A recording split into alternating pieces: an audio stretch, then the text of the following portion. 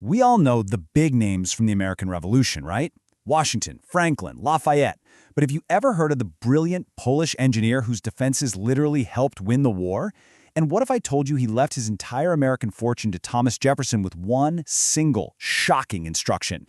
Okay, let's get into it. Just take that in for a second.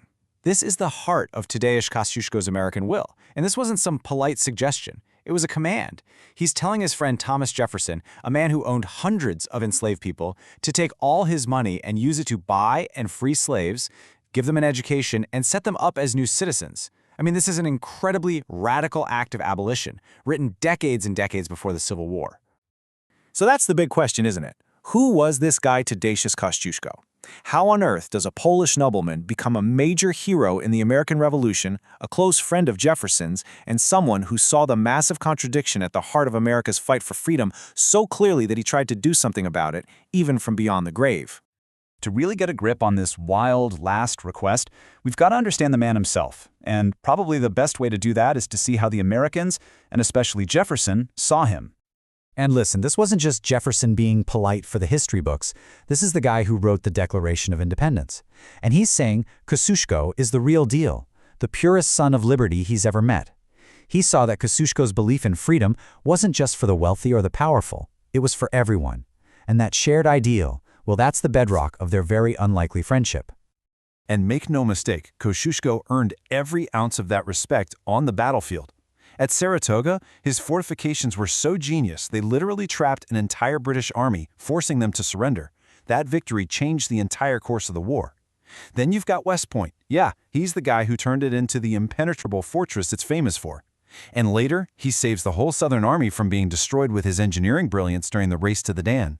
So the point is, he wasn't just some foreign visitor. He was absolutely essential to America winning its independence. Period. But here's where the story gets really tragic, because his incredible success in America stands in a completely different light compared to what he faced back home. He was a hero of liberty on two continents, but the outcomes of those fights, well, they couldn't have been more night and day. So after helping America secure its freedom, Kościuszko went back to Poland to fight for his own country. And his home, the Polish-Lithuanian Commonwealth, was in serious trouble. It was basically being devoured by its much more powerful neighbors. So here's the deal. Poland was literally being carved up like a Thanksgiving turkey. The big empires next door, Russia, Prussia, and Austria, just decided to slice off pieces of the country for themselves. They did this 3 times in what are called the partitions until there was basically nothing left. So Kościuszko wasn't just fighting a war, he was fighting against the complete annihilation of his country. In 1794, he made his stand. He declared a national uprising. And there's this moment that sounds like it's straight out of a movie. He leads a charge of peasant volunteers, armed with nothing but farm sites, and they actually win a stunning victory against the Russians. But it was a doomed fight from the start. Unlike in America, the enemies here were massive empires right on his border. They were just too powerful. He was eventually wounded, captured, and his fight for freedom landed him in a Russian prison. The end of the uprising was just horrific. As the Russian army stormed the capital city of Warsaw, they unleashed an absolute massacre.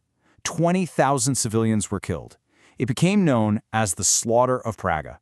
The Polish fight for liberty was just drowned in blood. The uprising's failure led directly to the third and final partition. And just like that, his country, the one he fought for so hard, had vanished from the map. And all of this immense personal and national tragedy brings us right back to America, back to his friend Jefferson, and back to that incredible last will and testament. Because after seeing his own people's freedom completely crushed, he was determined to use his American legacy to give freedom to someone else. But it never happened. After Kościuszko died in 1817, Thomas Jefferson, the executor of the will, the man he trusted, he didn't do it. Not a single person was bought and freed with that money. The promise was broken. So why? What went wrong? Well, the official reasons are a bit of a tangled mess. Jefferson was 77 at the time, and he basically said he was too old and the will was too complicated to handle. And to be fair, Kościuszko had written other wills later in life, which created a legal nightmare.